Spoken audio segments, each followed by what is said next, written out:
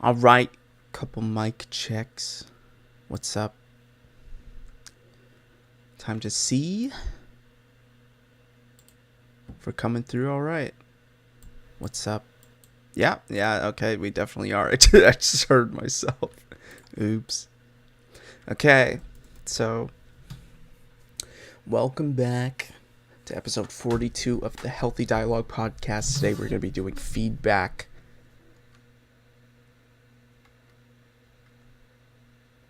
No shot. My Discord just fucked up.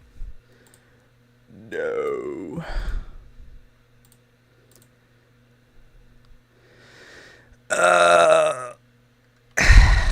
Well, that's awkward.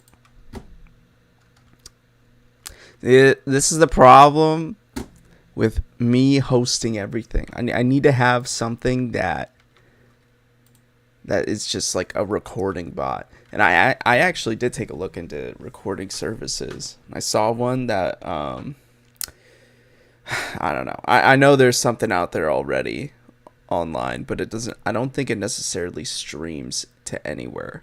I think it just records the video and then I can redistribute it everywhere. So instead of having like a live YouTube feed, maybe it's better to just have like a bot record it and then redistribute it everywhere, including YouTube.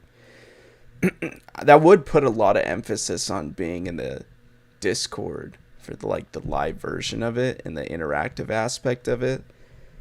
I don't know if that's a good model for today's kind of content, though. So who knows?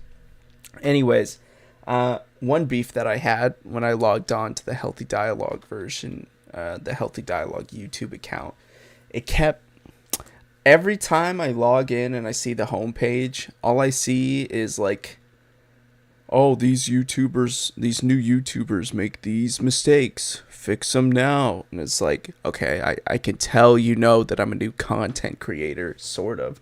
It's been like a year. But the audience isn't necessarily meant for the general public, though it kind of is.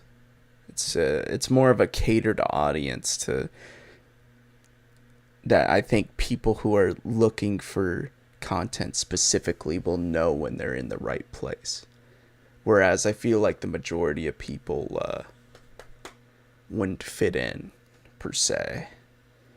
Which, I mean, is more like a gatekeeping behavior. As much as I want to admit everyone, I know there's several people out there in my own network who would not be happy with being here.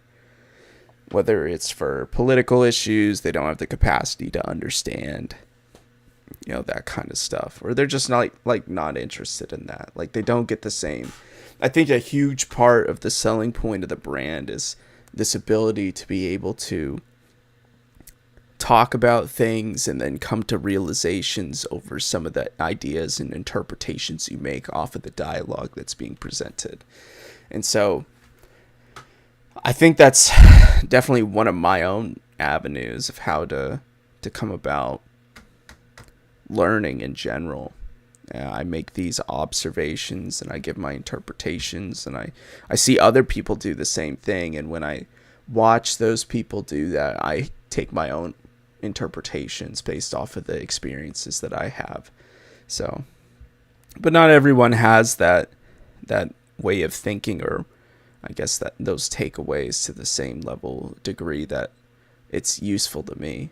So yeah, it's not for everyone, which kind of sucks, but it is what it is. Anyways, I was peeved that YouTube obviously just wants to push me in the right direction with content creation. You should be making better content. So they give me all these videos suggesting how to make better content. And it's like, yeah, I kind of know what kind of content I need to make in order to boost numbers, but that's not what I'm here for.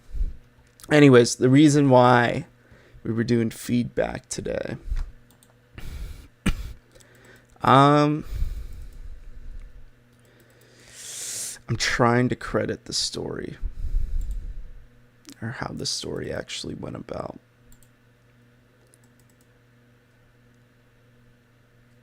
or if there even is a story for today. I guess what I will say is that I've been lacking feedback, and usually it's more of a me problem of going and seeking the feedback that I need to hear. Because I think feedback to me is a good sense of separating myself from my own biases and then getting some different interpretations of events of the world from a different pair of eyes.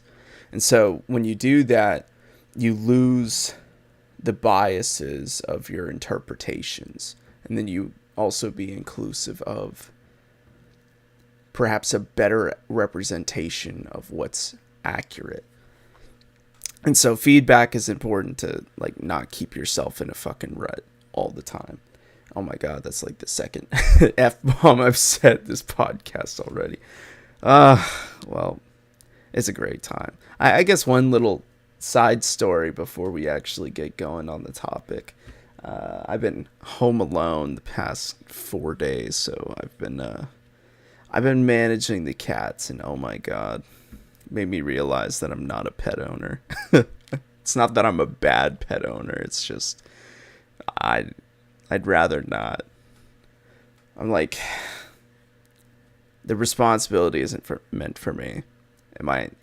I've not like slept well the past couple days, so it's pretty bad. It's pretty bad. I think I get like 4 hours of sleep, and then I'm up for like 10 hours of the day, and it's just on that rotation, and it's terrible. And my sleep schedule is just, my sleeping time is like always changing. So, but part of that keeps me a little more creative. So I think when I'm like fully awake and fully focused, I have a more analytical mindset, kind of stressed, I suppose. Whereas I think when I'm like half asleep, my creativity spikes. However way that's supposed to work, it just happens that way. Okay, anyways. So I think feedback is very important for myself, mostly to separate myself from the kind of destruction that I know that I'm capable of towards myself and towards the world. And so being able to have constant feedback and constant updates with your interactions with different environments enables you to have a more precise view, snapshot of what those environments actually look like. So the first bullet point of the outline, which I did regrettably generate this morning, unfortunately. Speaking of, I've only gotten 4 hours of sleep since that time. So we're having a great time over here. First bullet point is different contexts. What do you need in these contexts? What have you gotten, and what do you give? So these are like different environments where you would get like feedback from. And so one of the first places that I mentioned in here is friends. So I get feedback from friends every so often, and it's not that I like actively seek it, but it usually comes my way in some form or another. I think whenever I have like a self-deprecating joke, there's a, which I don't actually really do anymore, because weirdly enough, I think the self-deprecating joke is almost seen as an opportunity for someone else to have like a real life check with you. And so you get that opportunity for feedback, and most of the time I'm not really looking for some. But in weird ways, they do end up coming appropriately in different opportunities. But my friends usually give it straight to me. I think I've chosen a network where they're able to give me feedback based on myself, and I suppose based on like how well I'm doing. And it's just their interpretation that enables me to have a clearer sense of like how I'm doing for myself. Another bullet point that I have later on in the outline is like, what kind of feedback do you give?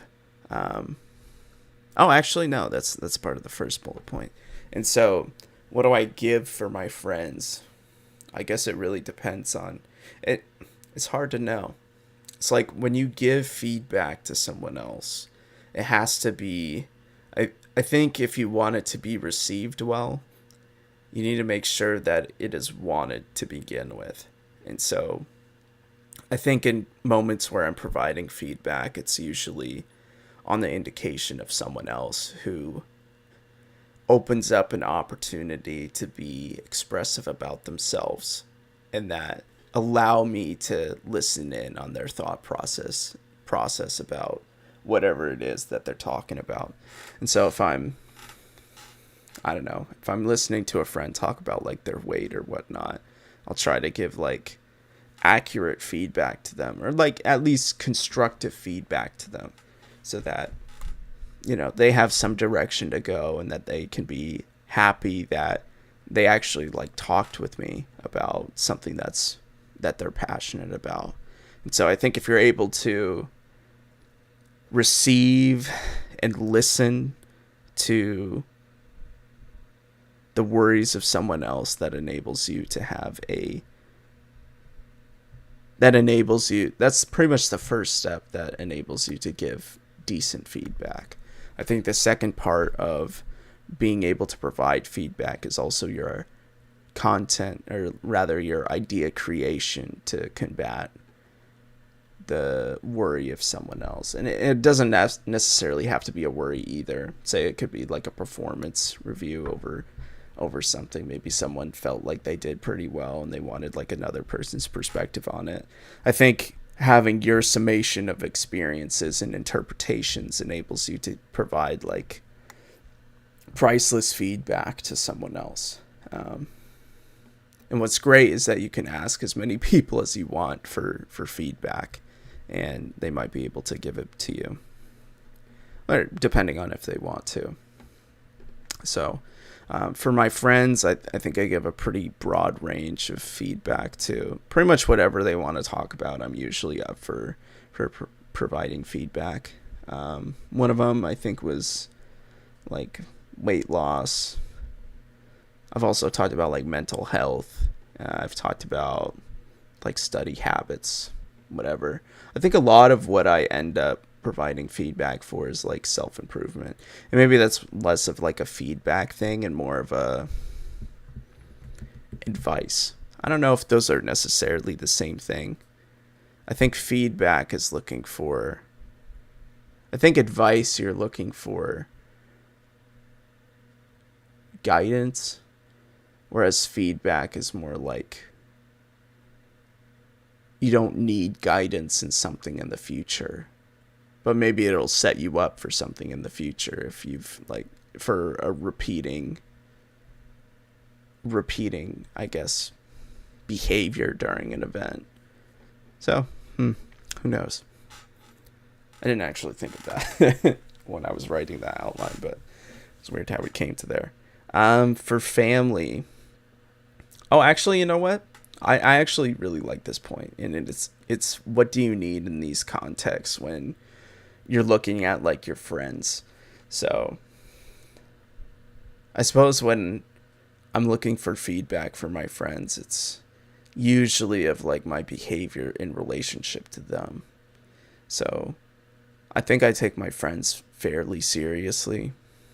The connections that I build up are of my own choice, and so therefore maintaining them is a higher priority to me than perhaps some other network labels. So, but yeah, I know that I can trust to give them, rather, I can trust them to give me accurate feedback. And I really respect their feedback because I think I've noticed most of them tend to be fairly true with their interpretations. So, and fairly objective in that sense as well. So I think I've surrounded myself with people who will keep me in check in the way that I want to understand the world, because they understand the world similarly in the way that I see it. So in some ways, I suppose you could call that like a confirmation bias, that I go seek out my biases based off of other people's, similar interpretations.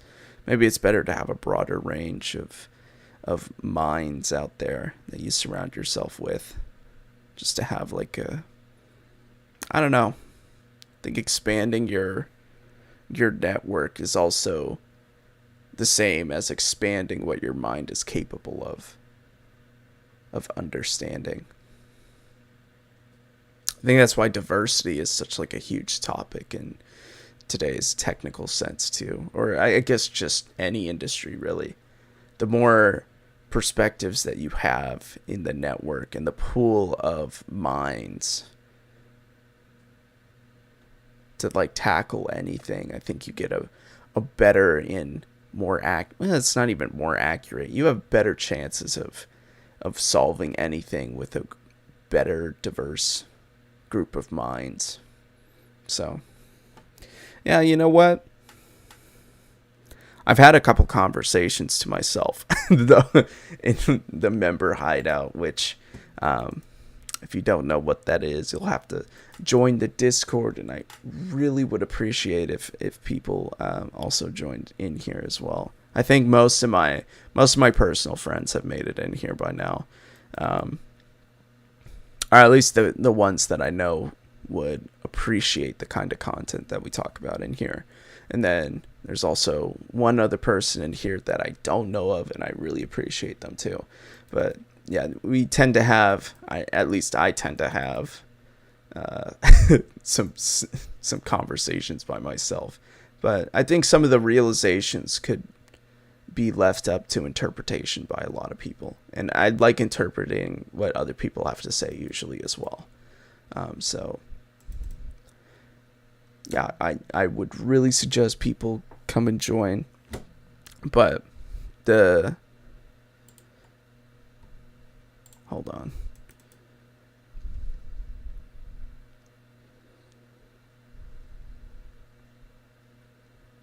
Oh my gosh, I totally lost my train of thought on what this was relating to with feedback.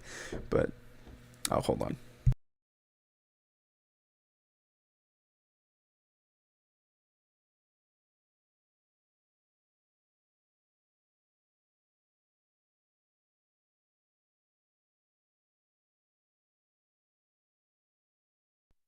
All right, excuse me. Mother had to check in. I'm trying to remember how I related that to the Discord. Okay, I can't think of it right now, and I'm not gonna dwell on it either. But yeah, I do suggest people come check it out. I do have a bit of feedback that circulates through, and a lot of the ideas presented in there are, I guess, passions that I find in the moment that could be insightful to other people as well.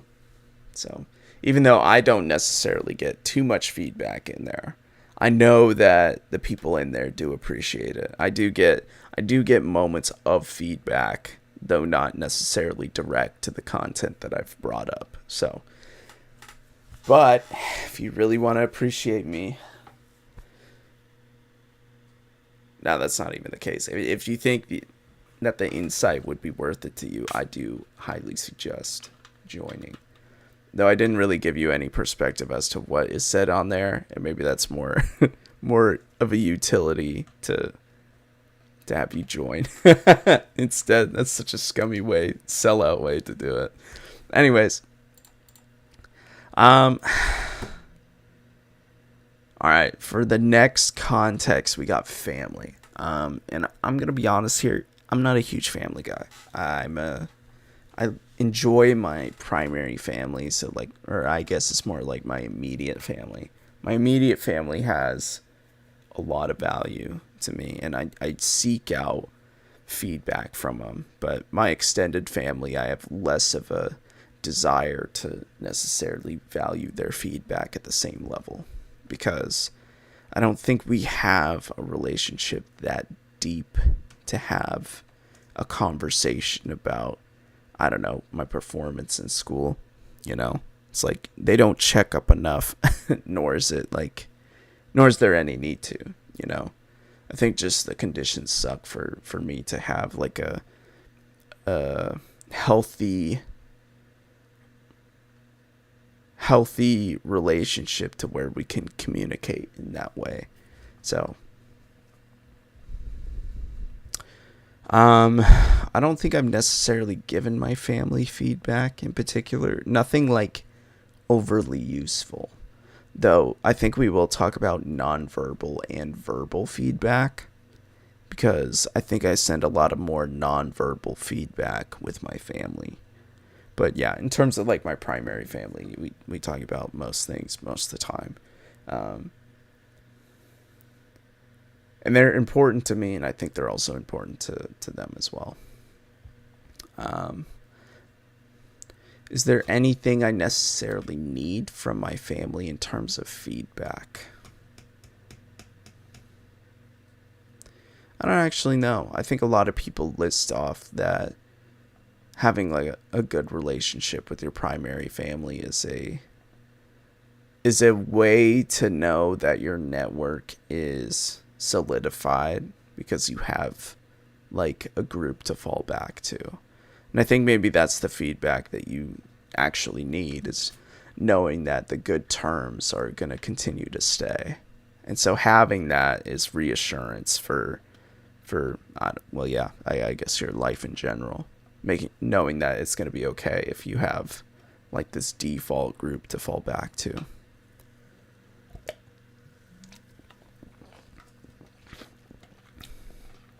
All right. So the workplace.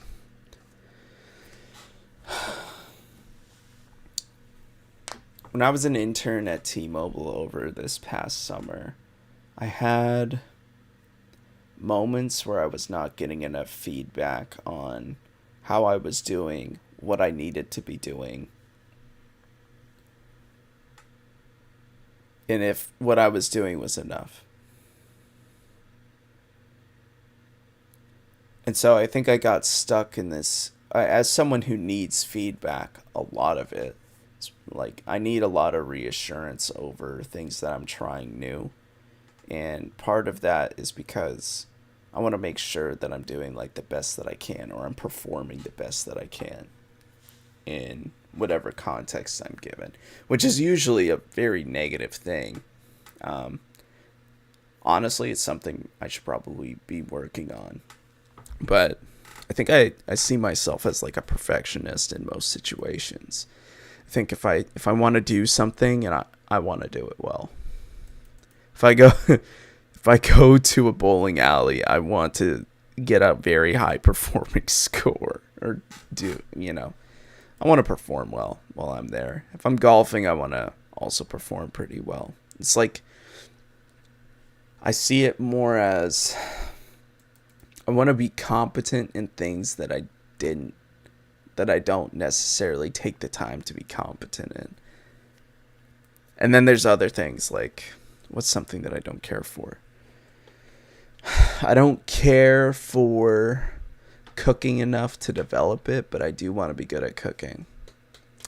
Man, that's like just another added example to to the list I already had. What's something that I don't actually care for?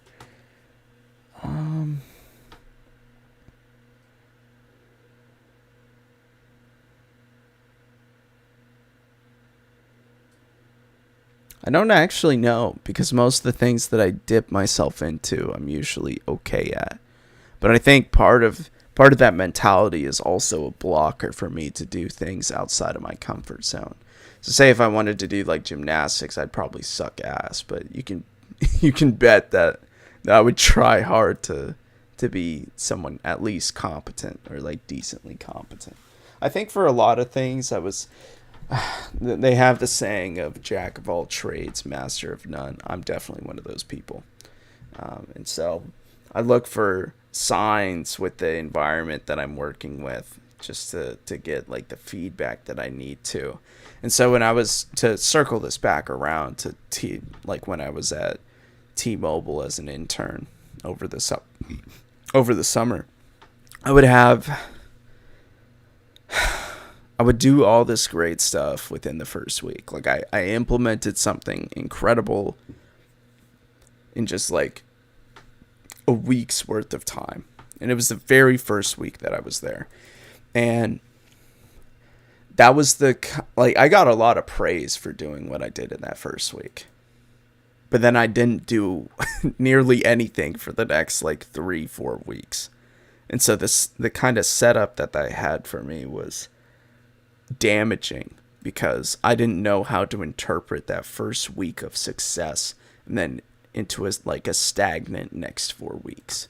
And so being a part of the workplace environment and getting that kind of feedback from them without having continuous feedback afterwards in the stagnation of the work that I was doing,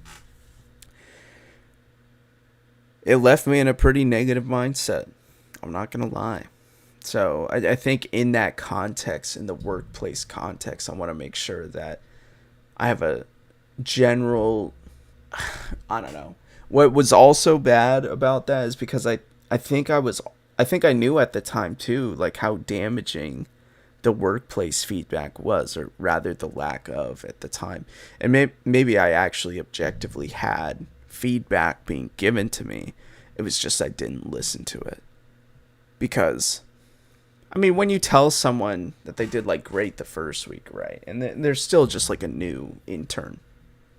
Like retrospectively looking back at this, if I was training like an intern and they did something incredible the first week, I would say, great job. And then if they don't do anything the next 4 weeks, you're just kind of crediting that to the fact that it's like their first time in the industry, right? So, it's not really their fault. No.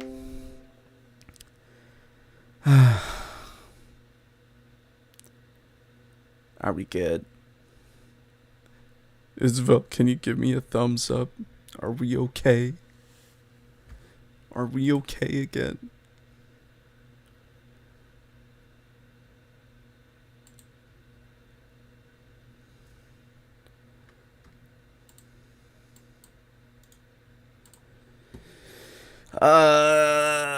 Well, okay, I think we're okay now. Sorry about that. Shoot. Yeah, I think I lagged out again. Oh well. Anyways.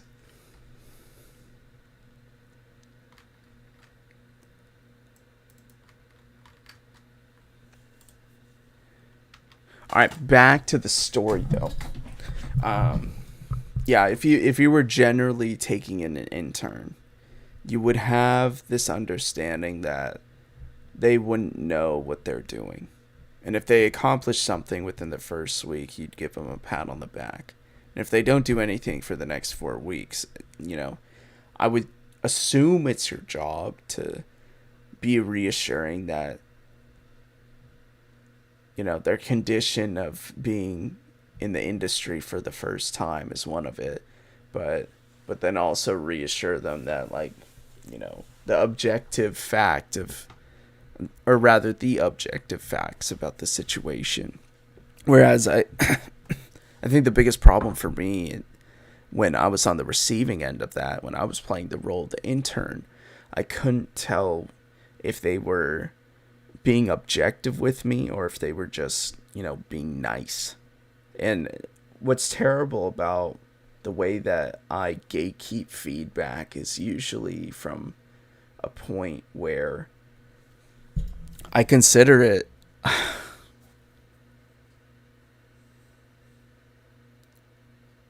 I usually give myself the benefit of the doubt, and I think that's more of like a confirmation bias behavior than it is an accuracy or like trying to be accurate about the situation. And so I think personally I need to work on receiving feedback in that light. It's being able to, and actually I'm going to be honest, I used to like gatekeep everyone's feedback as if they were just like being nice if it was positive, and if it was negative then I would, just accept it as it is, regardless if it was rooted in something accurate or not. So, yeah, I think being able to receive feedback is like a very huge part about keeping yourself in line with reality versus what your biases want you to believe.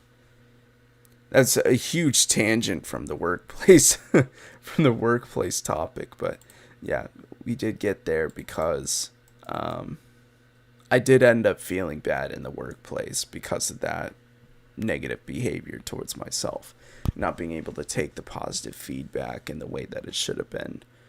Well, I wasn't able to take the positive feedback despite its presentation. It was accurate, and it was wrong of me to doubt the sincerity of the feedback that was given to me.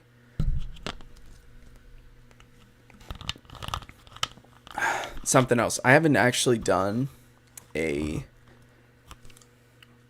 are they called, performance reviews at the workplace yet. One of my New York friend actually had was doing one of those when I had last spoken to her. It's been a while since we've chatted, but yeah, I suppose in terms of feedback back into the organization, you have, I guess, your own feedback for yourself to like the company. But I also know like companies also conduct surveys because the feedback that they get from their employees gives them a better sense of how to improve the conditions of the workplace, of the organization, to optimize how well the employees are working for them. And so that feedback is important to keep in touch with the employees, make sure that their voices are heard and doing their job to maintain a great place to work. You also see, like, I didn't actually think of this, but I'm glad I did. There's also like feedback on websites too, like user feedback. And so you have like interactive users with like a website, and you get like a prompt that says, we would we would like your feedback. And so it takes you to a survey, and then you fill out a questionnaire. And I think that feedback is necessary for the website or whoever's running the website to improve the website conditions for positive experiences in the future. So I think feedback is necessary to keep improving, and it's a constant evaluation of the states that you're at. So you want to make sure that even if you haven't changed anything and you hold a survey from today and a year like later, you would get different answers because the conditions, the outside factors, despite the inside factors being the same, you might have outside factors that may influence different opinions about the environment that you set up. So, and that's just from the perspective of like a company running a website or just a company in general, So the feedback is always necessary to have a gauge of the people that you keep around, the network that you're in charge of. Okay, romance partner. What would you need for feedback from a romance partner? I think with a romance partner, there's like a different set of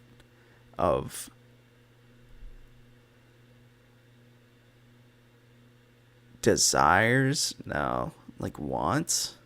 Like there's a different set of responsibilities that you have with a romance partner. And so getting feedback in those areas are pretty much exclusive to the person that you're being exclusive with.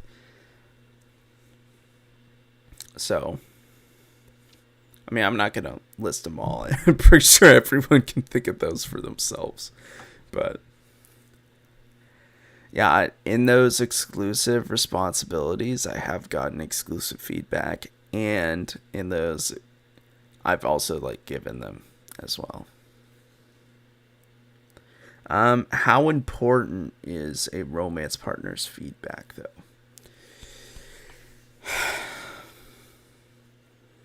I think the intimate element elevates the kind of feedback that you would be receiving, as if you could hold it higher towards like yourself, because I think they have a better gauge of all the variables of your existence.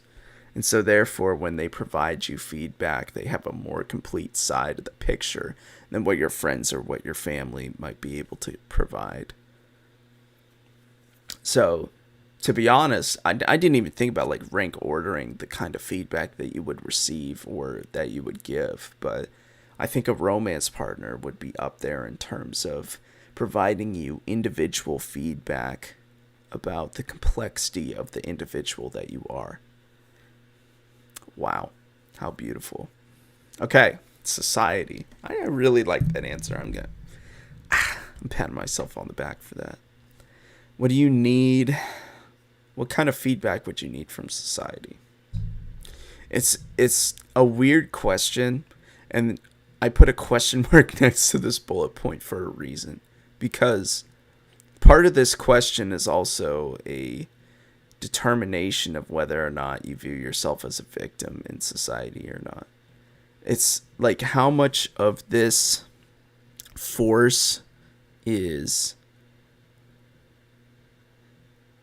giving you feedback as much. Okay, what you allow,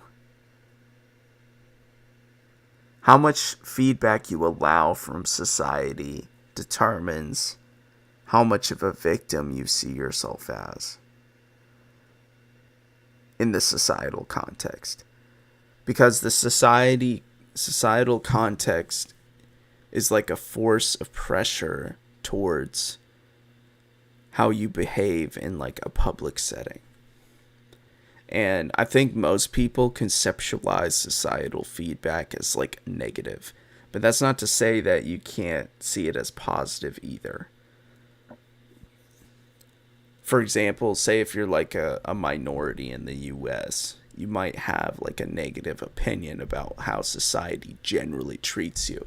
And maybe society needs a better definition here. Is that like everyone that you just don't know on a personal level? Is that like the random stranger down the street who, I don't know, calls you ugly? Or is that like, what kind of, is it just like a vibe that you get from a collection of random people? It's hard to know. But I think society in general is like a unnamed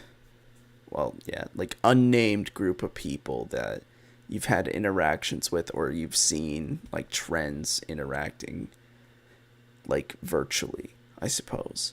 So say there's Twitter beef everywhere, right? And there's like, it's pretty socially normal now to like stick up for minorities on the internet, right? And so the kind of vibe that you would get from that would be thinking that minorities are like a targeted group of discrimination. So I think the societal feedback that you could get from that is that you're unwanted as a minority. Or you could see that in the positive light, where there's a group of people who are currently standing up for you right now. And so therefore, or like your group identity right now. And so you're like a more accepted individual, empowered individual, because you know you have people behind you. Which is weird, because it's like they're standing up for the minority, the cause of standing up for minorities, and not so much for the individual that you are, which is weird.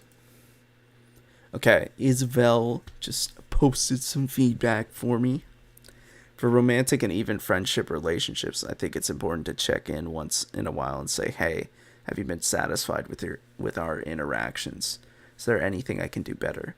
It may feel really textbook, like from a top 10 things to ask for a healthy relationships article kind of vibe, to ask that, but it stops you from assuming that the routine is fine just because the other person doesn't say anything. It opens an opportunity for conversation and feedback instead of internalizing dissatisfaction. It prevents the quiet buildup of dissatisfaction, which typically leads to the relationship ending before you even knew there was a problem. Yeah. I mean, I think one great thing, okay, like Isabel's my personal friend as well. It's as not too many people know except for my own friend group, or like my homie friend group. But yeah, I think we have a lot of checkups usually, and they end up being meaningful, but we still always ask the question of, are things between us meaningful, continually meaningful? And having that check in enables you to shift what kind of efforts that you put into the relationship afterwards. So having that feedback enables you to maintain a healthy relationship based on the states of what both people in that relationship are looking for. So I think having that feedback enables you to strengthen your relationship with other people when they need to be strengthened, or well, yeah, and just it gives you opportunities to make it better. And I think that's how you should be looking at relationships altogether, is that it's a maintainable dynamic. And the way you upkeep that is by making the most out of, or rather like changing things around to that best fit the conditions of the current state that the relationship is in. Yep. It also shows, well, she said, it also shows you care to put in work and effort into the relationship. Right. I completely agree. Thank you, Isabel. Okay, so I think I left off society in the right way. The reason why there was a question mark there, based off of what I explained already, is that it's hard because it's not, society feedback isn't necessarily direct feedback to you.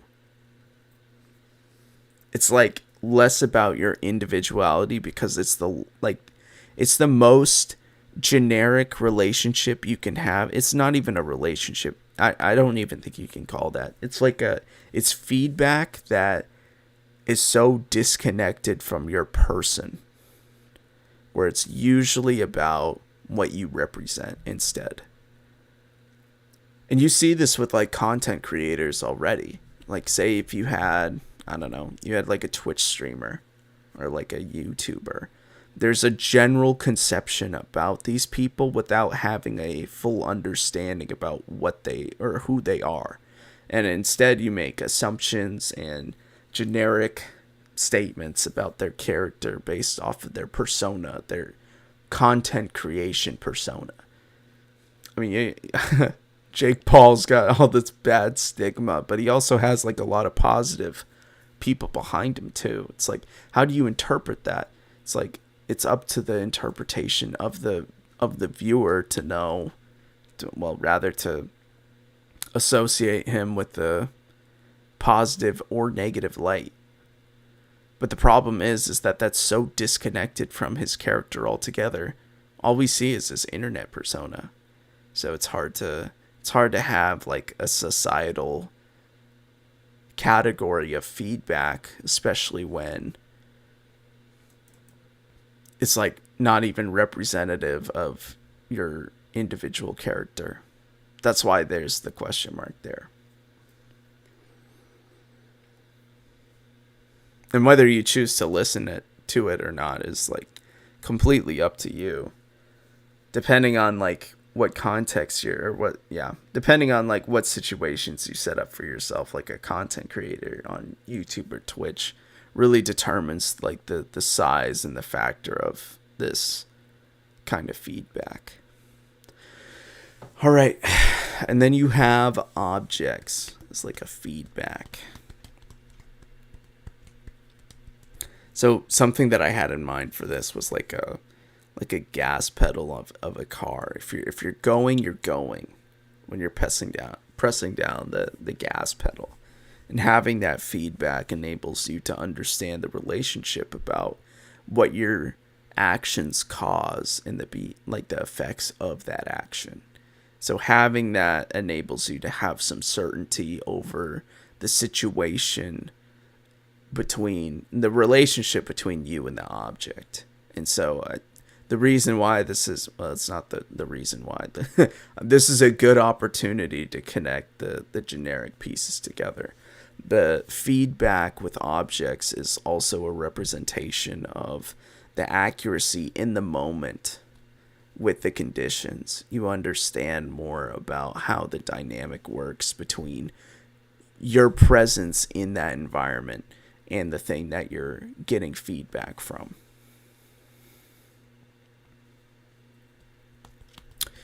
And the very last thing, your own feedback for yourself. What do you need from the feedback for yourself? You know, you hear a lot of people say that, like, you're the last line of defense for standing up for yourself. It's not that a lot of people say it. I just wanted to say it. I don't know if people actually say that. I think I shot myself in the foot there. Anyways, what do you need from the feedback from yourself? The direction I was going with that, with this, the phrase was, you need to make sure that you're standing up for yourself in the right way.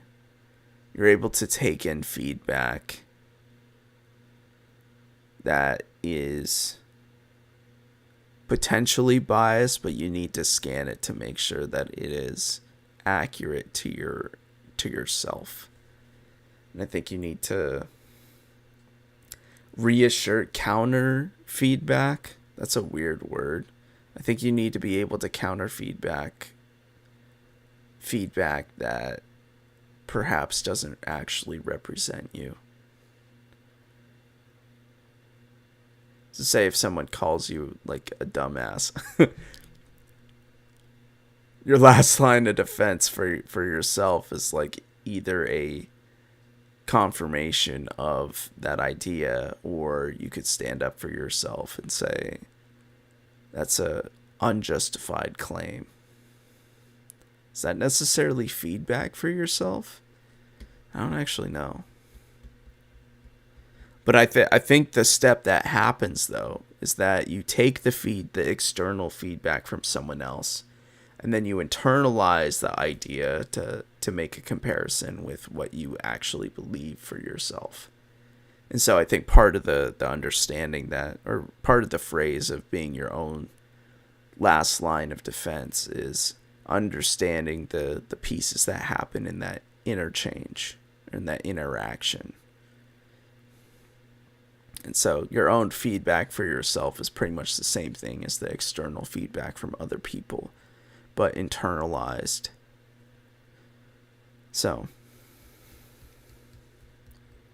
I mean, I give myself shit all the time to actually answer the what do you give in my own feedback to myself. I definitely don't give myself the benefit of the doubt most of the time. But I think I've actually transitioned more into okay, that's not true. Naturally, I don't give myself the benefit of the doubt most of the time. I think I've rewired myself to give myself more accurate feedback. But a lot of that accurate feedback was allowing other people to skip the step of, rather it's not even them skipping the step, but me skipping the step of checking in with myself about what I actually feel about the feedback that I was given. I instead just trust the other person, especially friends, like mostly friends, actually. I trust most of my friends to the point where I bypass my own opinions about the feedback that they gave me. There's no screening involved. I just take it as like more accurate than whatever I could conjure up for my own feedback for myself. My biases won't matter because they're less accurate than what my friends could tell me about myself. But I know for everyone else that may not be the case. So I know for some people they don't actually have the friend network to provide them the accurate feedback that they need. So sometimes your own inner voice is more accurate than the external ones.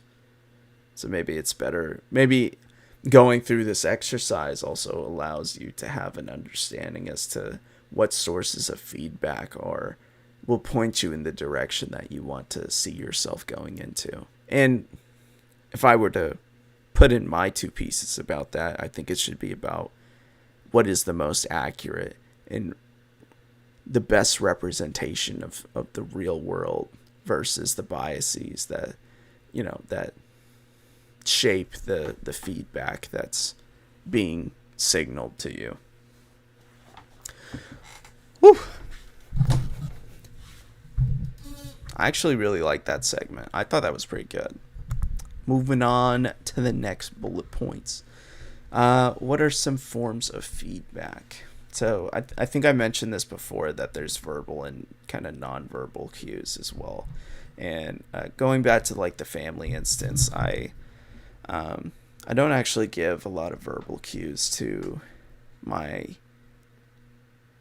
non-immediate family. What do you call that? Extended family. I think most of them end up being like nonverbal, and so the nonverbal is very reflective of my mindset. I think a lot of them claim that I'm not I'm not too ecstatic to see them like most of the time, which I think is quite true when I do a self-reflection. And that usually shows through the form of like my facial expression. And so that feedback to them is that, I make the association that this guy has a annoyed face, meaning me. So therefore I'm going to interpret that as he doesn't want us to be around him. And so I think you can, I mean, a pretty personal and not too uplifting example, but that's the kind of nonverbal feedback that you could be providing to other people. One thing that I heard about facial expressions is that they're like it's like a projection of emotions. Is that the word? Or is that the actual statement? It's a projection of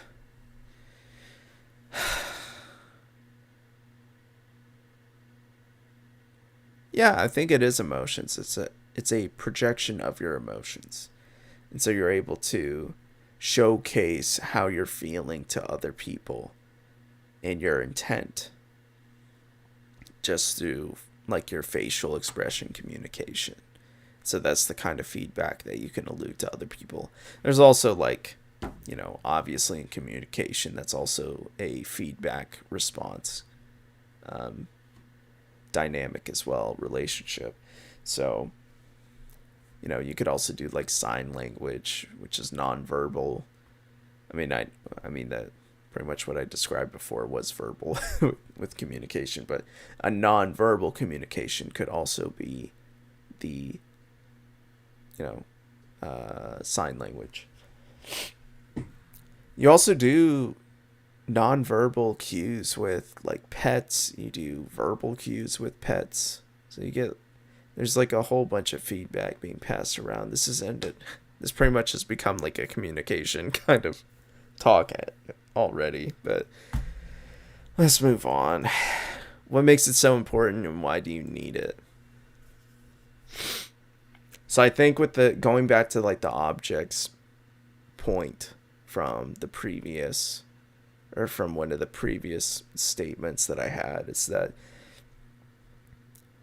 the feedback that you receive leads you and guides you to a more accurate understanding of the dynamics between yourself and the environment. That's my understanding of why feedback is important. What is healthy and constructive feedback?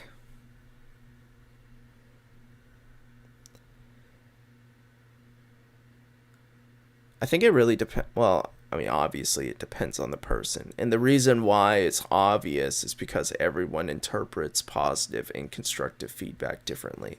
The needs for someone to have constructive feedback looks like something else from person to person. So, for me, like, healthy and constructive feedback is giving it to me straight. Is that, like, I don't care how brutal you say something, as long as I understand that you're giving me the feedback on the basis that you want to see my life better. I'm gonna obviously take it as it's not that it's obvious, but I will take it as like constructive feedback because you're presenting it with my best interests in mind, and my life in mind, and so I will see it as invaluable and take it as such. Whereas like some other people need to have it eased into them a bit better so it's not like stepping on different parts of perhaps like some other worries or whatnot. Like some people are socially anxious when it comes to confrontation. And so sometimes that's what like feedback kind of looks like. It's like it's a confronting scenario. And some people just don't do good with that and may even receive it as negative based on like the kind of context that they've interpreted the like past confrontations per se. So healthy and constructive feedback really is just up to the individual. And I think part of your ability to seek out a network is also understanding how they can help you. And so I think the people that I've chosen to be closely aligned with me can provide me feedback that is meaningful enough for... It's not that it's meaningful enough. I know it's meaningful. The way that people around me present feedback give it to me in the way that I want it to be given to me. And so that's why I love my network. Oh, such beautiful people. Such great people. But yeah, it's different from person to person. And you should go seek out people who can give you healthy and constructive feedback in the way that it looks to you. What is unhealthy and damaging feedback? So I think the characteristics of a unhealthy and damaging kind of feedback is the ones where you have a hard time interpreting whether or not the reason why they're giving you the feedback is for the betterment of... is in like the best interest of you, or if it's more so to have the power of giving the feedback to someone else. If you have to question the motives of why the feedback is being given to you, either you have a bad understanding of why the other person's there, or maybe your idea is merited that they may have like ulterior motives for doing so. That's probably a better way to put it. If they have ulterior motives and you can't tell if they do or not, then it's damaging and unhealthy. Because at that point, it's not even... you can't even interpret it as feedback. It's just noise. And if you do try to interpret it as feedback, it's gonna mix up the pool in a negative light. That's not to say that the feedback could be negative. It's just the approach to giving the feedback needs to be rooted in making the life better for the recipient. What was the most memorable feedback that I've gotten?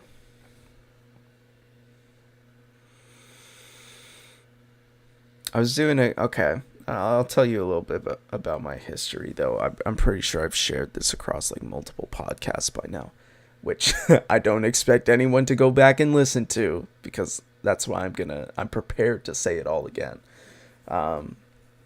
So I had like a depression phase like when it came to my first time in college, and so I graduated in 2015 from high school, went over to Arizona State, and I'm from Washington, so that's like, still kind of West Coast, but 4 states away. Like a four states difference.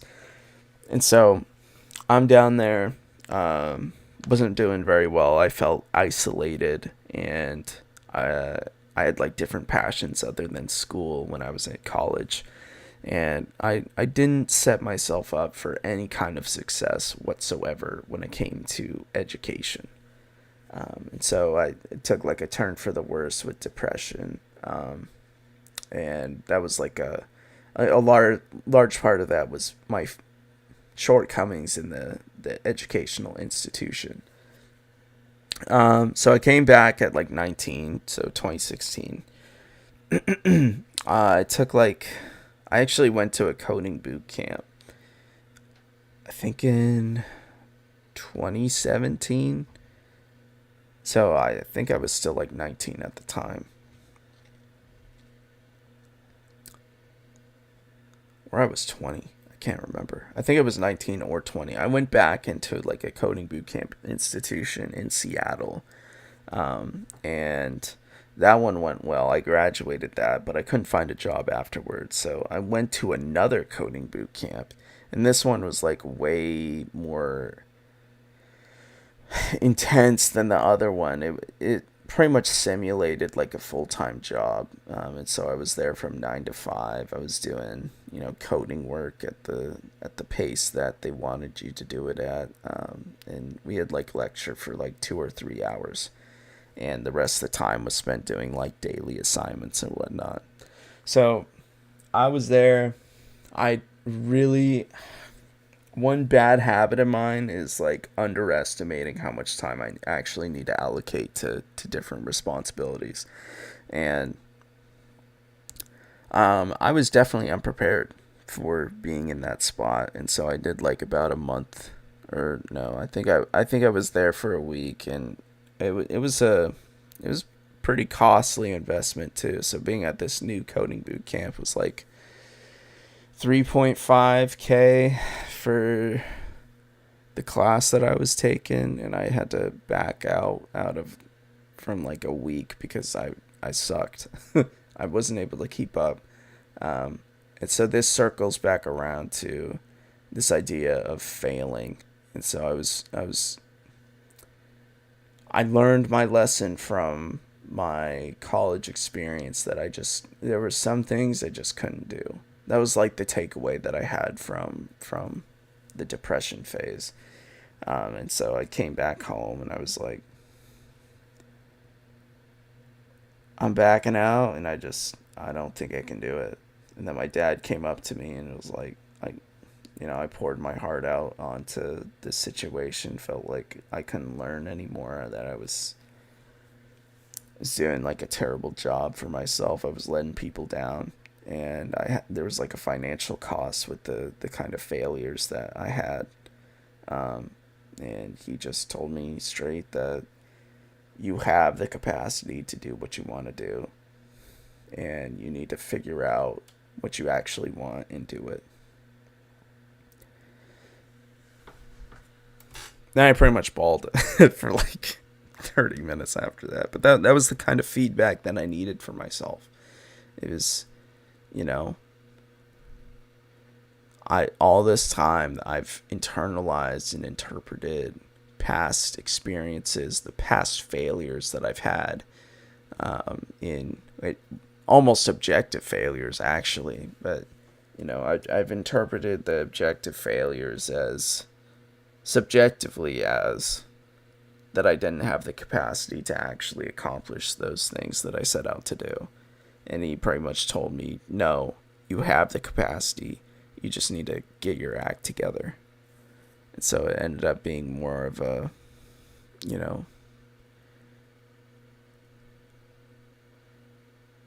quit being quit being so down on what you can't do, because you can do it.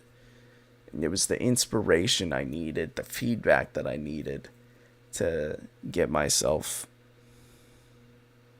back on straight. But yeah, it was pretty much like at one of my lowest points, with existentially low too.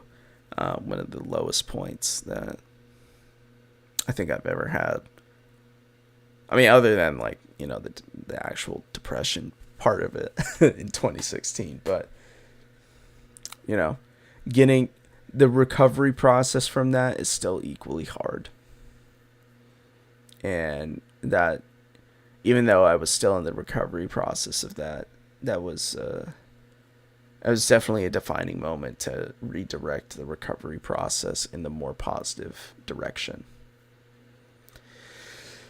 All right, what is trustworthy feedback? I think it is one thing to have this understanding of where the other person is coming from in terms of how their motives for helping you. Excuse me. So understanding their motives for helping you is like a primary step of being able to believe in someone else's feedback. The second part of that is understanding their capacity to understand objectively what is happening. And so I think part of being able to provide feedback is having a rooted and objective understanding of what's happening. I know I just said that twice, but I think that's part of the reason why my feedback usually strikes so many people as helpful and positive, because not only can I generate feedback in a way that conveys that I'm looking out for the other person in the best way that I can, and I'm always looking out for new ways to be able to convey that, but also this analytical sense of being able to separate emotion from what's happening. It's not just that this person is screaming that it's not that they're screaming, but this person is expressing concerns over perhaps like their weight. It's not being able to, it's knowing that what they need in the moment isn't the emotional support of saying, you know what, you're not actually as fat as you say you are, even if that's like objectively false. What you want to do is actually stay true objectively to what's happening. And also providing some direction from that. It's like so many people nowadays don't want to give out the truth in hopes that like the emotions caught up in the moment when they're looking for feedback is actually what they're looking for. But a lot of people don't want to actually have that emotion. I think there's more of a lack. That's a weird way to put it. There's a lacking type of feedback that's objective. And so I think the ones that are appreciated the most are the ones that can give it to you straight. So being able to have people who can give it to you straight and are most likely right are the ones that are the ones that are most trustworthy. What are the qualities of good feedback? I think we already kind of talked about that. Is that the same question as what is healthy and constructive feedback? I guess I don't know. The qualities of good feedback.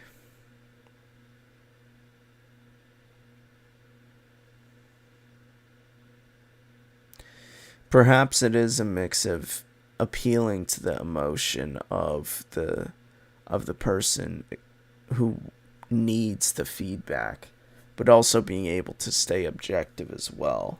I think having the objective mindset is critical for the credibility of the feedback that you're providing. And so staying true to those both will ensure that you not are only looking out for the other person, but you can also have some credibility with the feedback that you're giving as well. How do you improve your own feedback? If I were to give advice, it's pretty much what I just said with the qualities of good feedback.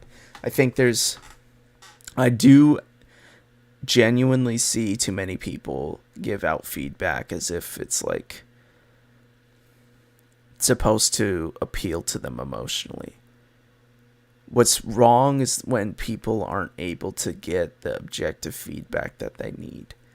I think giving it to people straight is the best way to do it, even if it's against what they consider to be positive feedback.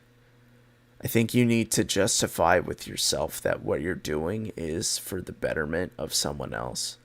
And this is from my own perspective, so I'm sure there's other people that will disagree with that. But personally, and for, I guess, contextually to my own network, it's better that I give it back straight. And it's appreciated more than if I was giving feedback based on just to appeal to like emotion.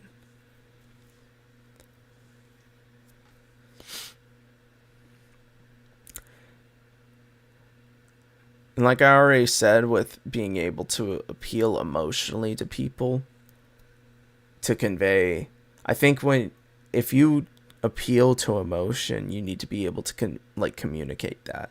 And part of the utility of being able to do that is expressing that you have the best interest of someone else when you're providing this feedback. But the objective side of it is the credibility portion of it. So there's terminology and methods for the communication for you to be able to express objectively to someone else how things are going. Or, giving feedback objectively with different methods and different usage of verbo. Oh my God. Using different verbiage, objective verbiage to convey like the objective side of the feedback. All right. Selectively listening to feedback and addressing biases. I mean, it's up to you if you want to follow your biases, whatever. I'm definitely guilty of doing that too, because every time someone wants to shit on my throat and it's like somewhat justified, I'll listen to it. And to be honest, I'll probably, believe some part of that too, without actually having the details of, or like the accuracy process of scanning things that are illegitimate.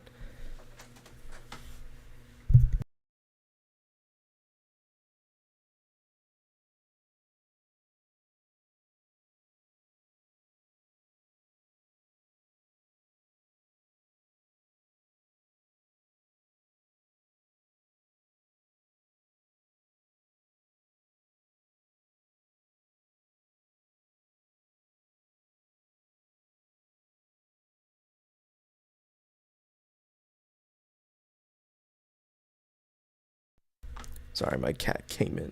Give me a sec.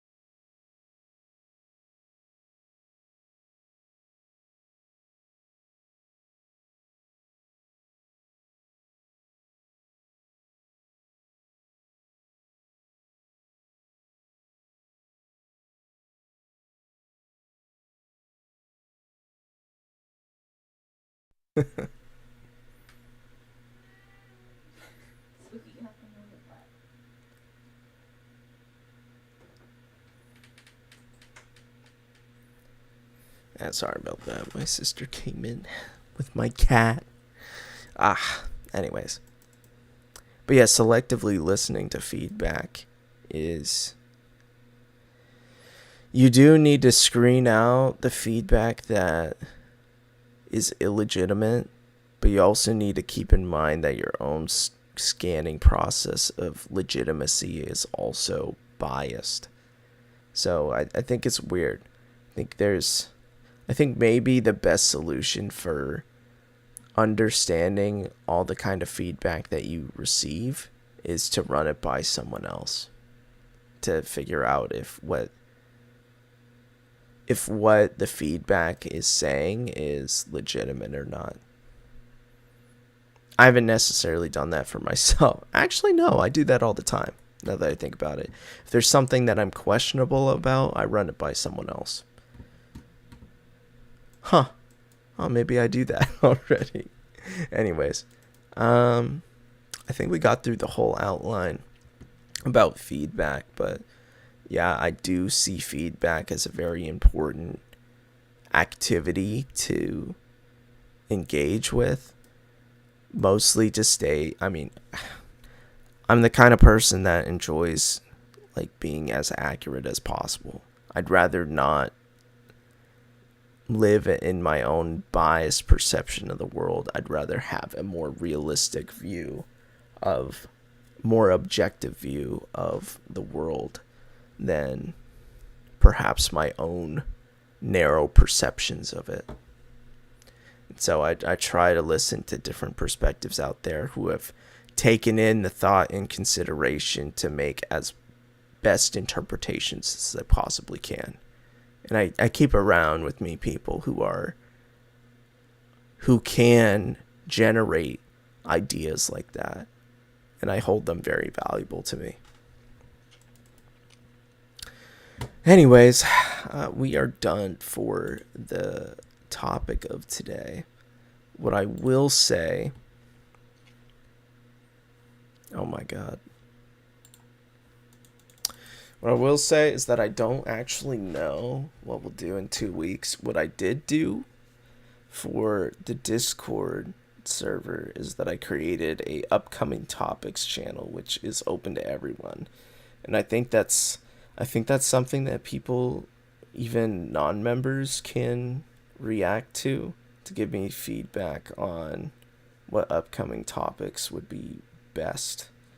I also have like a content banter channel for members only, just about like different ideas that we want to hit based on the topics that we're doing upcoming. So I do have channels for new content. And I've also been posting pretty frequently within the members hideout as well. If you want to be a member on Discord, there's a couple people who haven't made the change yet, and pretty much all you would need to do to become a member is just look at the rules channel on the Discord server and just react with the thumbs up. Admittedly, I have passed a lot of people who I know for sure would be good members. So, those people have been granted my blessing, my administrative blessing, to be granted the role of member. I know it's kind of a cheat, but some of them I have invited into the server, knowing that they would enjoy what I speak about in the member hideout. So that's the reason why some of them have been given a pass.